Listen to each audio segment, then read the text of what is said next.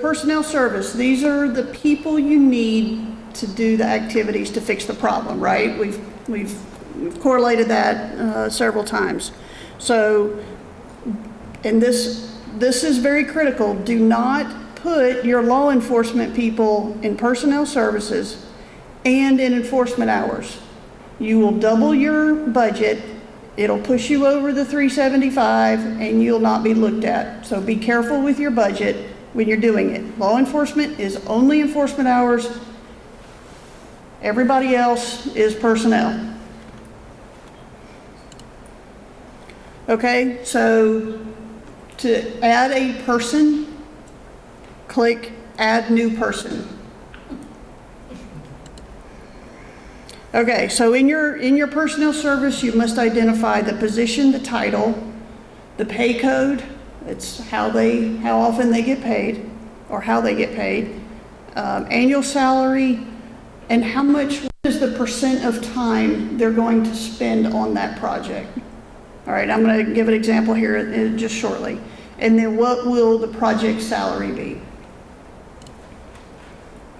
Okay, so in this case, and again, you guys have access to all these slides. I know it's very small font, but so this project has put in for 2 admins that get paid semi-monthly. They're gonna work 40 hours a week. They get paid $15 an hour, so their annual salary is $31,200. One is going to be at 100% of their time, and one's going to be at 50% of their time. So once you put those numbers in, the project salary will automatically calculate for you.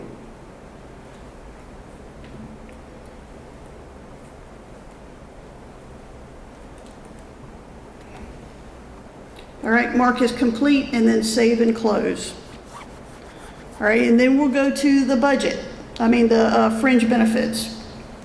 Again, manage personnel service detailed benefits. Thank you. And this is where you'll enter the FICA, retirement, health insurance, workers' comp, unemployment, whatever else your agency pays. You will enter these percentages, and those percentages will come from your finance department or whoever does your budget for your agency. All right, so you'll enter the percentages.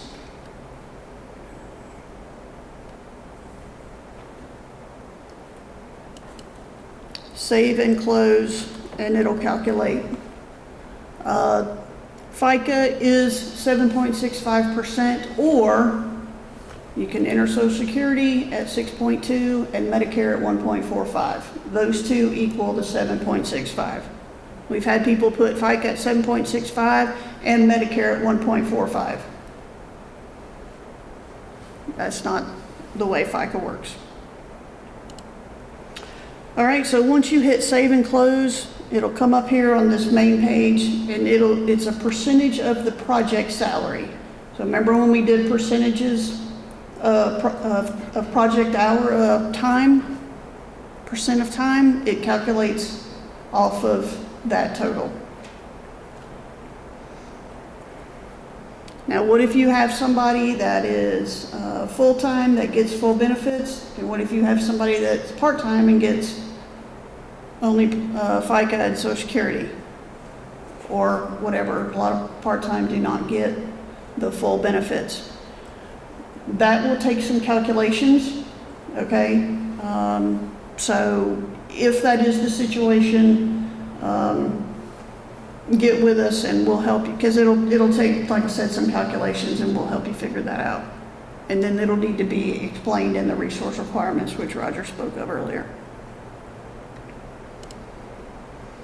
All right, pay schedule. So pay schedule is for employees paid through the grant, okay, not people. We don't care about the people that aren't paid on the grant. But anyway, it should reflect the current pay schedule, weekly, bi-weekly, monthly, and it will cover the entire federal fiscal year, which is October 1st through September 30th.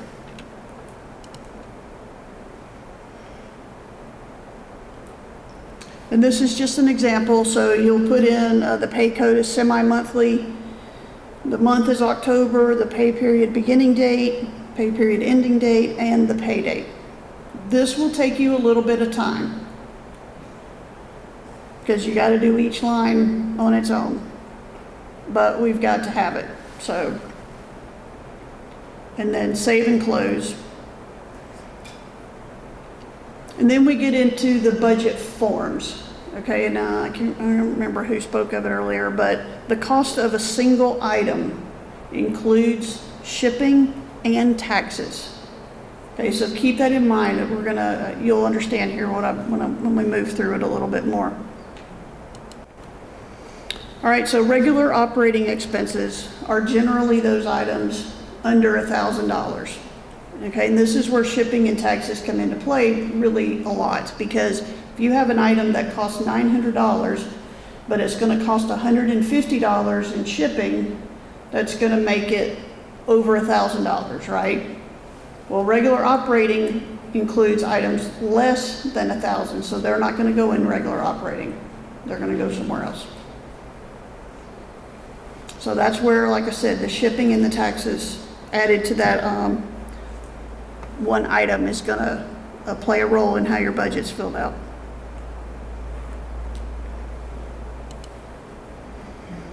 All right, and then you'll just type in the description, the unit price, and the quantity, and then it'll total the cost for you for that particular item. And you can add as many items as you need. Mark this page as complete, and then save and close.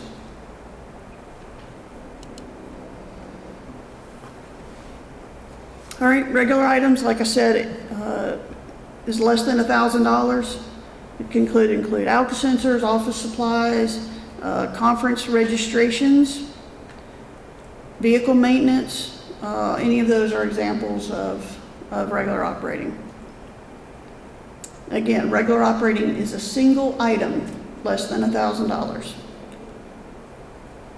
Travel, per diem, hotel, mileage for grant funded employees, and make sure you include funds. Generally, it's about $1,000 or so per person for the 2025 GOHS conference.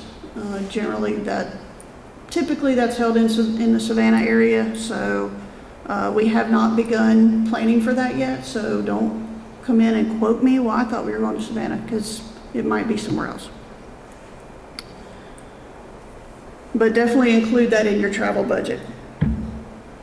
All out-of-state travel must be pre-approved, so we do allow you to go to out-of-state travel, such as Lifesavers or like a GHSA, what's the Kim conference in Florida typically.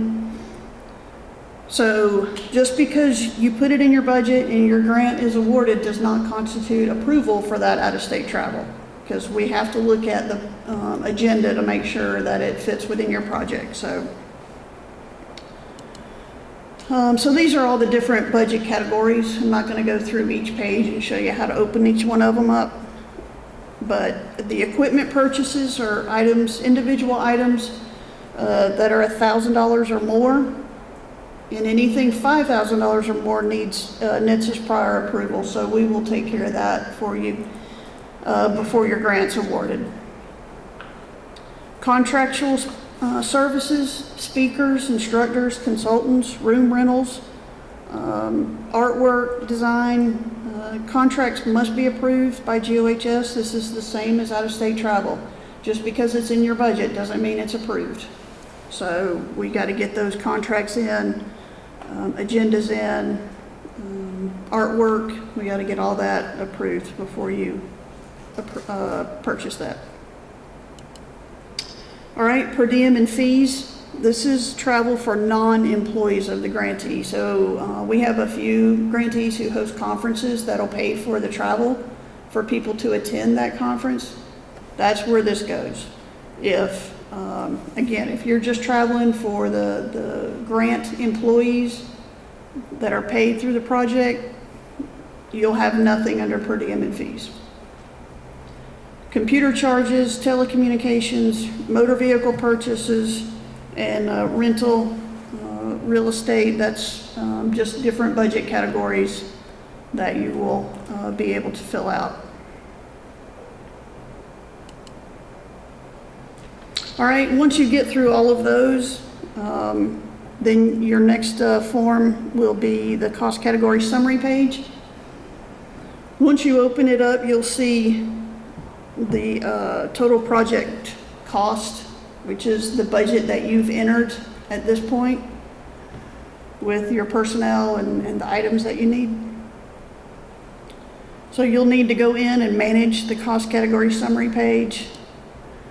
So this little button here, if you will, yes, always gets somebody, always. So we don't want you to be that person for 2025 applications. You must put a number in that block. So this is asking what percent are you as the applicant going to put towards the project? I'll just say generally new applications, you will put a 0 there because you will not be putting anything towards a new project. If you want to have a local match, then put something 10, 20, 50. I will suggest you not put 100%, which we have also had in the past, okay? If you're gonna fund this project at 100%, there's no need for you to do the application, right? So generally, most new applicants will put a 0 there. And when you do, the budget will finalize itself. Mark the page as complete and save and close, and then it'll bring you back out to your summary page, which now shows the award amount, which award amount at this point in the game is kind of probably not where we need that. We probably need to get award moved away from that because it's not awarded yet. But if it were to be awarded, that would be your budget. If you had matching funds or a local cash match at 10%, obviously it would show 10 instead of 0 there, and it would show the portion of funding that you're going to cover on the project. All right, any questions on budget? We kind of went through it pretty quick. I'm trying to stay on time. But, all right, real quick on the contract forms. Contract forms include grant terms and conditions. Remember I said you'll be able to get those within the application. You can, when you get to this page, you can print them. It'll pull up, make a copy of it, and the certification and signature page. And this is what the contract forms looks like. You can see grant terms and conditions, certification and signatures, and then that's also where you'll submit the application. All right, certification and signatures, we require 3 signatures from each agency, 3 different people. Authorized official, project director, and agency staff must be included within the application to be listed on the certification page. So we require them to be signed, and then if you've applied at GOHS before, this is different, so please listen. You will attach the certification page within the application. You will not send it to us.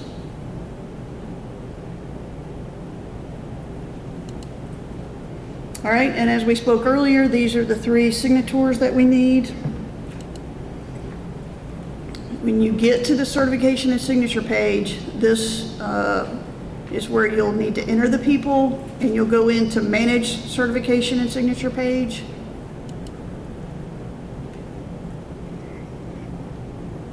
There are 3 drop-down boxes. Thanks, Roger. There are 3 drop-down boxes that if you entered your 3 people correctly, as Katie spoke of earlier, when you went into user roles and you added people, they will show up here, all right? Your project director, physical staff, and authorized official. All right, I brought this slide back up because I knew everyone would forget. This is, if you go into grantee admin, and if you are the project director, which I think that's how Jared will probably input all of you with that agency information form, you will have grantee admin access. You can go in, add users, and then you'll come back into this page and they will show up in your drop-down box. All right, so you'll put the 3 names there, generate certification letter, and then you'll go and you'll get it signed by the 3 people that are listed on that page. You'll bring it back, you'll scan it in, and you'll upload it. All right, pretty simple little upload there. Mark the page as complete and then save and close. This is what your certification page will look like once it's been signed. All right, when you go to submit application, obviously I did not mark complete on all these pages with X's on them. Got it? So what do I need to do at this point? Go mark them as complete. I will need to go back to each of these pages and mark them as complete, right? All right, and here's what the progress tracker will look like. Mark as complete, mark as not complete. So it'll switch however you mark it. The green is good, red is bad. All right, and here you go. Look how lovely that looks. All right, and then you will be able to submit it from that previous page down here in the bottom corner, submit application. And then it'll bring you back to your summary page and it'll now show administrative review, which equals submitted. All right, applications are due Wednesday, February 28th, 2024 by 11:59. They will then be assigned to a review team, and if revisions are required, you will be sent an email that something needs to be revised in the application. Go ahead and get those corrections and resubmit it within just a few days. We've got deadlines we've got to meet, and if we're waiting on your application, there is a chance that we will just move on from it and move on to the next person on the list. So please, if you get an email that says corrections are needed, please go ahead and finish those and get it resubmitted. Through the review team, applications are generally awarded prior to the start date, which would be October 1st.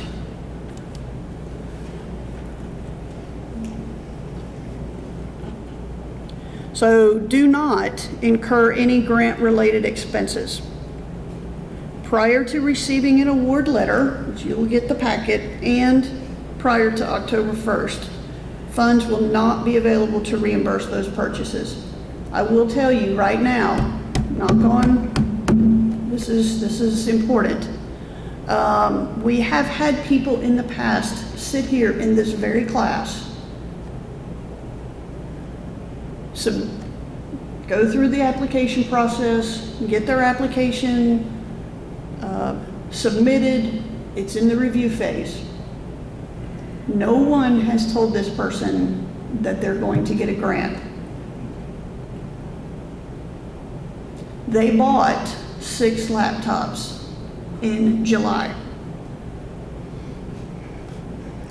We do end up awarding their grant effective October 1st.